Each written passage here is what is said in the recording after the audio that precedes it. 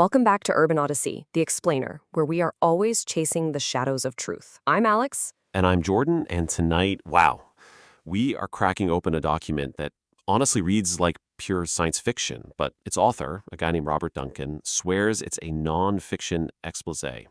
It's called The Matrix Deciphered, and it lays out a secret, decades-long war for your mind. So, the author hits you with this right out of the gate. It's not a suggestion, it's a warning, and it sets this deeply unsettling tone for everything that follows. And just to be clear, he's not talking about the movie. No, not at all. He's talking about our reality, Alex. He calls it the American delusion. I mean, that is a massive claim to make on page 22. Let's see if he can actually back it up. All right, so we're going to peel this whole thing back in 4 layers, just to make sense of it.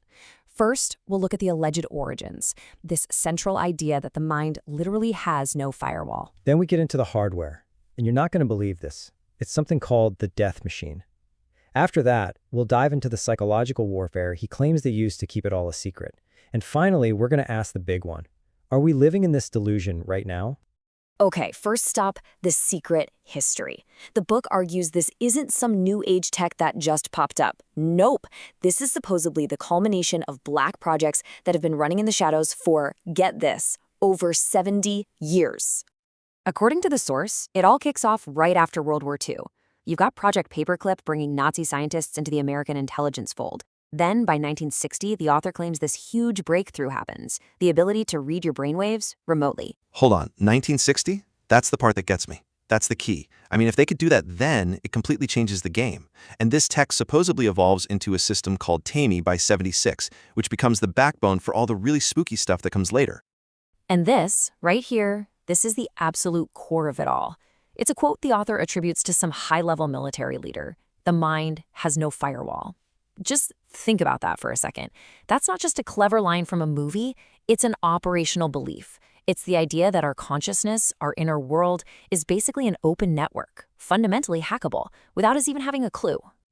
Right, and if the mind is hackable, well, you're going to need tools to do the hacking. And that brings us to what the author calls the death machine, an entire arsenal of psychotronic weapons, and each one has its own chilling acronym. So, first step in this arsenal is MIND. That stands for Magnetic Integrated Neuron Duplicator. The source claims this is the surveillance tool. Its whole job is to create a digital twin of your brain, a perfect cognitive model, so they can map and predict your thoughts and actions before you even have them. So MIND makes the copy, and Tami is basically the joystick, thought, amplifier, and mind interface. This is the tech that allegedly lets an operator plug right into that duplicated mind, not just to watch, but to actually communicate with it, to amplify certain thoughts. It's a two-way street. And that two-way street, well, it leads directly to this. I mean, you can't make this up. Satan. Silent assassination through amplified neurons. The book claims this is the weaponized app, the so-called voice of God weapon, beaming thoughts directly into someone's head to influence their behavior, maybe even drive them to self-destruct. It is just terrifying. Okay, let's just pause on that for a second. The author isn't presenting this like it's some cool sci-fi concept. He is hammering this point home as a fact. The ability to read brain activity remotely has existed and been secretly refined for more than half a century. Which, of course, leads to the central terrifying question of this entire thing. If they had that kind of power back in 1960, what in the world can a modern AI-integrated version of it do now?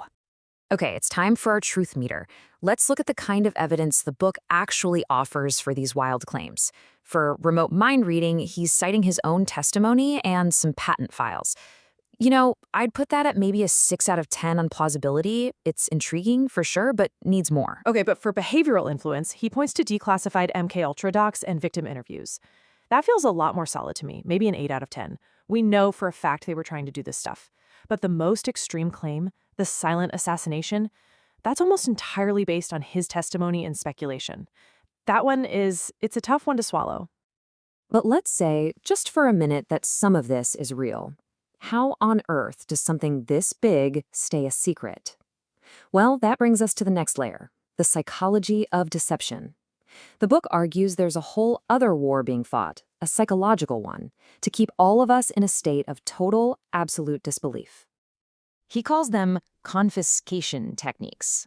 Things like, flooding the internet with so much disinformation that the real truth just gets buried in all the noise. And this is my favorite one, seeding the actual plots in Hollywood movies. That way, if anyone ever comes forward and tells the truth, they just sound like they've watched way too much sci-fi. Exactly. And maybe the most cynical tactic of all, making the weapon's effects mimic the symptoms of schizophrenia, so any real victim is immediately dismissed as just being mentally ill. It's diabolical.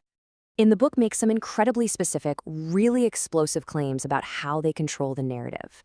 Get this, he straight up alleges that major media networks like CBS were started by intelligence agents and that any government influence over US media is done covertly from the inside out. The author quotes Aldous Huxley here, and it perfectly captures the psychological endgame he's describing. Ye shall know the truth, and the truth shall make you mad. The goal isn't just to hide the truth. It's to make the truth so big, so reality-shattering, that the very act of finding it is designed to break you. So let's pull all this out of the past and into our world, right now. How do these claims, which are over a decade old at this point, stack up against a world where mass surveillance and digital influence are just a normal Tuesday? Okay, look at this comparison. On the left, you have the book's Big Conspiracy, a global human surveillance grid tracking our neural information flows and spreading mind viruses. And then on the right, you have today's accepted, everyday reality. Global mass data collection, social media profiling that knows you better than your own family, and viral disinformation campaigns that can literally swing elections. The language is a little different, but the blueprint, it's almost identical. And that really leaves us with the final, haunting question that the book poses to every single person reading it. If this matrix of deception is real, how would you ever even know if you've been unplugged? All right, let's wrap this insanity up. Bombshell number 1. The source claims, point blank, that technology for remote mind reading and influence isn't science fiction. It's a secret history. Bombshell number 2. That history includes a fully weaponized system for surveillance, communication, and silent assassination, all hidden behind those absolutely chilling acronyms, MIND, Tami, and Satan. And bombshell number 3, it's all kept under wraps by a sophisticated, ongoing campaign of psychological warfare, using disinformation and media control to keep us all programmed, distracted, and looking the other way. So, what do you think? Where is the line between a crazy conspiracy theory and a suppressed truth? For the full, unfiltered deep dive, you have to subscribe to our Substack at theofficialurbanist.substack.com. Get in on the conversation on X, we're at officialurbanist, and use the hashtag #UrbanOdysseyTruth. We want to know what you think. Until next time, keep questioning.